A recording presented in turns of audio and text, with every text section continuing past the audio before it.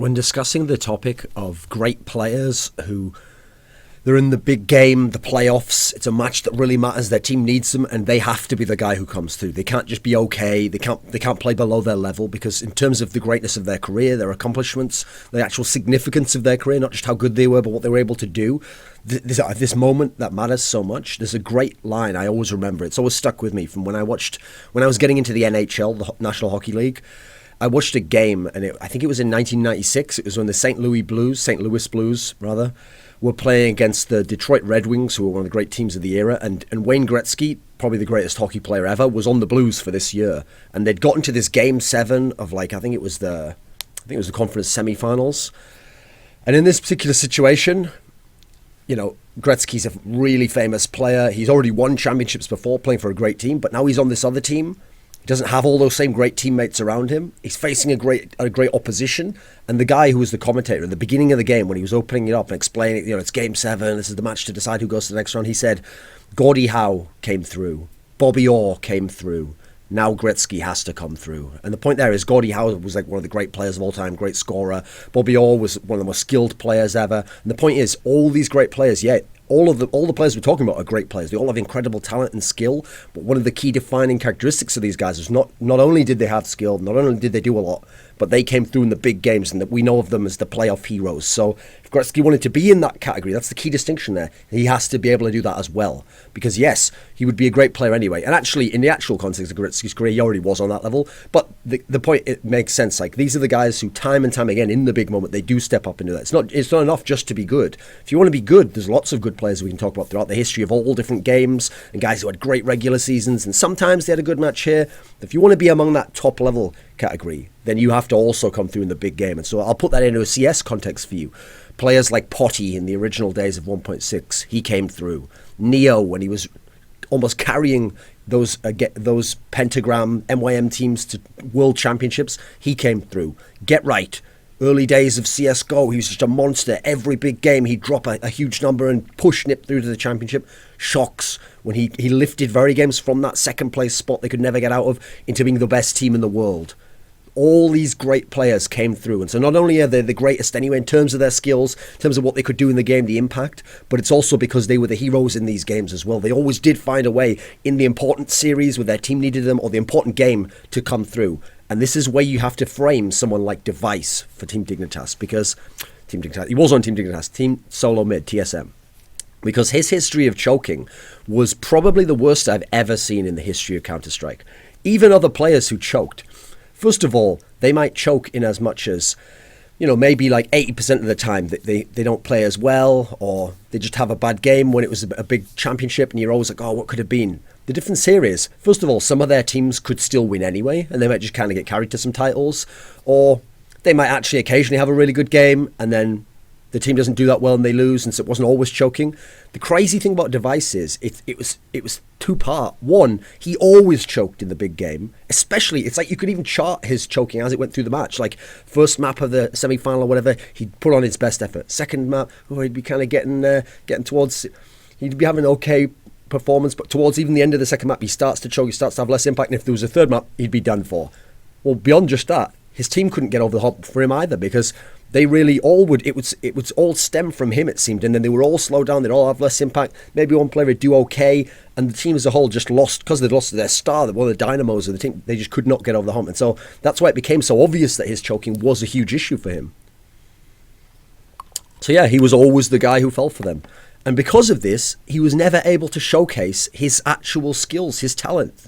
Now listen, there's a lot of players, a great example is Nothing, where people say, oh, well, he's so skilled, he could do X, Y, and Z. The difference is, that guy's actually kind of consistently shown you that, no, that's not the case. What happens is his skills, in a very particular sense, his ability to hit hard shots like this or to have explosive rounds, maybe make you think that he could do that, but actually he couldn't, right? What he's shown you over and over again is actually his realistic level. And it's the same throughout tournaments, in group stage, quarterfinals, semi-finals. It's not like he chokes in big games. No, he just plays that similar kind of level, and the upper end of his skill means that 1 in 4 games where he has a really crazy round or really crazy half make you think, oh, well, if he only did that every game, then he'd be better. But that's the thing, that's not who he is. He's someone who does that 1 out of 4 games, then 1 out of 4 games he has a bad game, then 2 out of 4 games he just has okay games relative to the top players in the world, and so as a result, 3 out of the 4 games, he's not a top elite level player, and he probably never will be as a result. Now, Device's history wasn't like that at all. This was a guy where in group stages, sometimes in quarterfinals, basically every time up until the huge pressure game where you'd face one of the top 3 teams in the world, where you'd be in a semi-final, where you'd be in the third particular map, because like I said, even on the first map of some of these semis, he would have a good game. He, up until this point, it wasn't that he was every now and then like nothing, having 1 in 4 games that was good. He was a monster. He was one of the best players in the history of CSGO, just in terms of what he could do in his skill set. Utterly insane. That's why I always stress the fact that he's an AWPer as well as a rifler, because if you look at his game, he looks like a straight-up rifler. But that's what he shares with Olaf M, is that most times when we're talking about AWPers, we make a separate category, like, well, he's good for an AWPer in this way. And the thing about AWPers is usually the best AWPers aren't that great with the rifles. And vice versa, the people who are good with the rifles, if they use the AWP, it's like a secondary weapon or situational, and then they're not gods with it, okay? Olaf M and Device share this unique quality where with rifles only, they are some of the best players in the entire world. But if they just 24/7 AWP'd, if they became primary AWPers, Kenny S style, where they throw you an AWP every round, they would still be among the best players in the world relative to the gun. They would be some of the best AWPers in the entire world. So combine the two together, and you can see why these are some of the most versatile players in the world. And I purposely make that distinction, or rather draw that comparison, Olaf M and Device, because to me, if Device could get it together, as he did in this tournament, if he can do that going forwards, and he doesn't always choke, and he has these games where his team win and he's a big part of it, he can be an Olaf M. He can be that like best player in the world, but also the most versatile, capable of doing anything, getting an entry kill, winning a 1v2, killing you with the AK. The thing about their skill level is, you notice they're good with every single weapon. They're good with the OP pistols, they're good with the SMGs, they're good with the Galil, with the FAMAS, with the Colt, with the AK, with the AWP. They can do anything. These guys are so skilled. Like in terms of the actual level of where Device, if he didn't have the choking issue, would be, okay, yeah, he'd be up there with an Olaf M. And the other players you're starting to think of is like, well, Shox used to be an incredibly versatile player. This is the caliber where he should have been, but he couldn't though, because he always used to choke, and he never got to a final that was legit. The Copenhagen games didn't really count. There wasn't many good teams there. He never made it even a final, and then on top of that, he'd never won a tournament. Like all these other names you're talking about, not only just won one tournament, they've won multiple tournaments. They're some of they're key cornerstone pieces of the greatest CSGO teams ever. This guy was still looking for his first title, so all of the context around his career held him back from being considered one of these greats in that sense. And yet, he should have been for what he was capable of doing. I've never seen a player that skilled fail to make a final, for nearly his entire career, or always choke in the third game. It actually very rarely happened. So who should Device have been? I always said when that team first started to really get rolling as Copenhagen Wolves, and then they became Team Nignitas and were making all these semis, I always said people are going to look at the results and see, oh, they can't make it past semis, and they do always choke if they play a NIP or if they play that level of team. They're going to say, okay, well, if you look at this team, maybe their players just aren't as good as some of the great players, and maybe they're not on that level. No, if you looked at their team and the skill level and the talents, like Dupree is the entry fragger, Device is this awesome all-around player, you should have been able to look and say, you know what, Device and Dupree, they should be like the Get Right and Forrest of Danish CSGO. So those are the two caliber, big marquee names we know in CSGO from the Swedish scene, and they've been the corner pieces of building the NIP dynasty within CSGO. That's who Device and Dupree should have been. Yes, the other players, okay, at different periods in time, they had Nico, now they had Cajun B. Zipnix has been kind of relegated to being a support player, even though he originally was considered a rising talent. These were the guys the team needed to be built around. But collectively, they couldn't always get it done. Now, Dupree didn't always choke as much, but he also didn't usually have his best games in those scenarios, which it's difficult to do if some other players in your team aren't playing very well. They should have been in multiple finals. Making this as their first real final, yeah, that is problematic, because this is a team where, here's the thing, even if they hadn't won, let's say they had have played NIP in some finals, or Virtus Pro in some finals, or Titan back when they had Shox in some finals, yeah, they would have on paper been expected to lose. But they should have at least made a bunch of finals. This should be like their 5th final now, and now we should have been like, oh, well, they've been to all these finals, can they finally win one? Instead, this was the first real final. Going beyond that, they should have actually won titles. Hell, just let's start at one. They should have at least won one title already in history. There should have at least been one tournament where they were on fire, they could do it. I mean, when I think back to Copenhagen Games 2014, where they really did give NIP a really good game in that semi-final. If they'd have won that, I think they would have been a good matchup against Virtus Pro, but they never did. They never even got to the one title. They never even could have the fluke title. Think about some of the people who've not only made finals, but won titles in CSGO. Clan Mystic, the one with Kiyoshima and Kaylee and Apex, they managed to fluke an ESWC, I mean, it was a fluke an ESWC title and beat Very Games in the final. Navi, not even the most recent one, the one last year in 2014 at Starladder Season 9 finals, where they went to a sick tournament that had Virtus Pro, it had Titan, it had NIP, and they won the tournament. It completely wrecked everyone. They won a title. And yet, this was before they had Flamey, this was back when they had Starix. This was a team that had some issues. Titan with Kaylee and Kenny S, etc. You looked at that lineup, and in theory, some of the best players, when the French Shuffle, had gone over to the LDLC side. It shouldn't be Titan who won one, but they had that miracle run at DreamHack Stockholm. They won the title.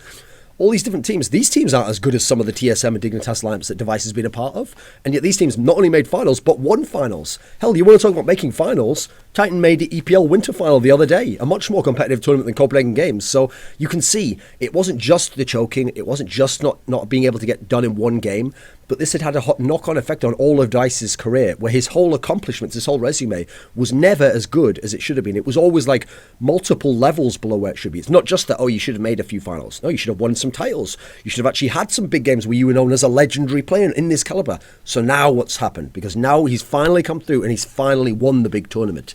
Well, first of all, one of the great things about this tournament was that if you looked on paper, no, not on paper, rather, if you just watched the games, rather, and I was asking you after the fact, like, just from what you remember, which stood out, like, oh, who were the best players for TSM? You know what, odds are, a lot of the time, you'd probably say stuff like, oh, KGB had a really crazy game here, and, like, Zipnix won some key 1v2s, and, oh, I remember when Carrigan had that sick AWPing performance on Mirage. Not many of you would say, oh, Device was the man for this team, but he was. What was key about Device's play this tournament, which really did show some development in terms of getting over the choking, was that it was so consistent. He just gave you those 1 or 2 kills every couple of rounds. Every half, he'd give you at least the 10 to 15 kills you need to just at least tick over. Then he'd have some halves where it'd be like 20 to 25 kills. It would just be a couple here, a couple there, one every single round. Streaks of 4 or 5 rounds in a row where he's getting 1 or 2 kills, 1 or 2 kills. Getting the hard kills when you're facing those difficult ones where you're facing stars of the other team. And if you can't get this kill as a star player, because there's a different type of kills that star players sometimes have to get over the maniac type players of the world, where if you can get these kills, this kill's worth more because you've shut down another star player and then he doesn't tear your teammates apart. If you die in this one particular little 1v1 aim duel, which is a thing that a lot of fans don't consider, you dying in that spot then means that your support player now has to go and fight that guy in a 1v1 aim duel, and then he gets torn apart and it looks like, wow, they had no chance to win that round. But actually, the key thing that it all hinged on was an earlier on battle. It's easier to see when it's AWPers who have that sort of battle, but it happens with star players in the game as well. This is someone where he had the consistency. In the finals, he had the strong game. That third map, I mean, they were 1-0 up. The third map, when they were playing on Overpass, yes, towards the end, they started to chuck away a couple of rounds, but who got them to that point? Where they were at match point and they were up by all those rounds, who got them in that position? Device did. In the deciding game of their championship, in all the rounds to get them right near the finish line, he was the guy who pushed them, who propelled them there, who was just dominating the opponents. It was the final map. It was actually, ironically, even the third map, even though it was the best of 5. But it was the third map where in past, he'd always had those problems. That was when he'd kind of shy away and you were hoping someone like KJ or Dupree could just go utterly ham and carry anyway, but they couldn't often. It was the third map. He came through in the big game. And who was he facing in this match? Oh, only the greatest team of this era.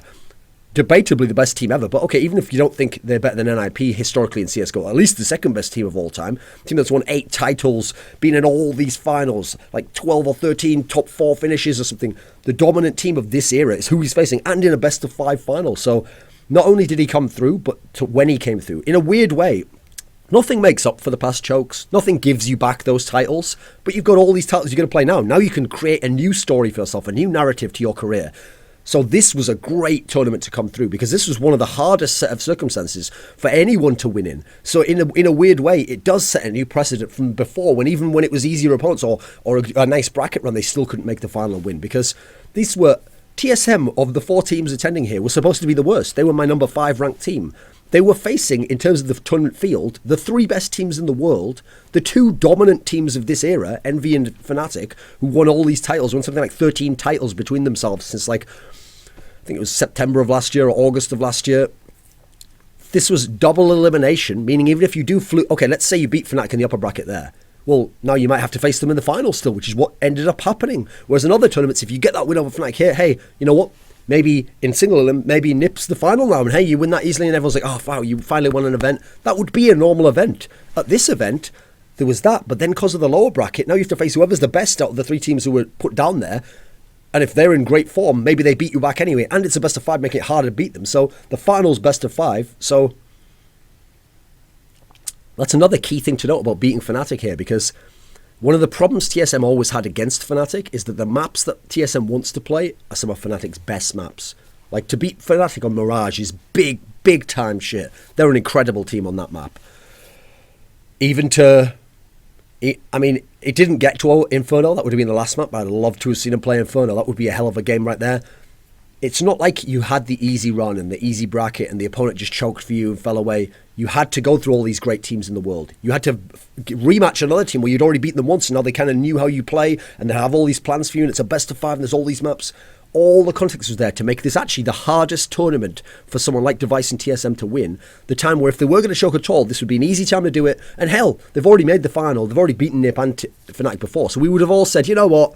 Yeah, it didn't happen for you this time, but it was better than before. You made your first final. Like, congrats. You know, you won a map off them, you know, but they are the great team. And so it's understandable you wouldn't win. Better luck next time. Maybe at like an EPL winter type event or, you know, just some small, like a Star Series. Maybe you could win one of those. But no, in all these difficult circumstances, the hardest possible in some senses, they came through, they won, Device finally came through. So Potty came through, Neo came through, Get Right came through, Shocks came through, finally Device came through.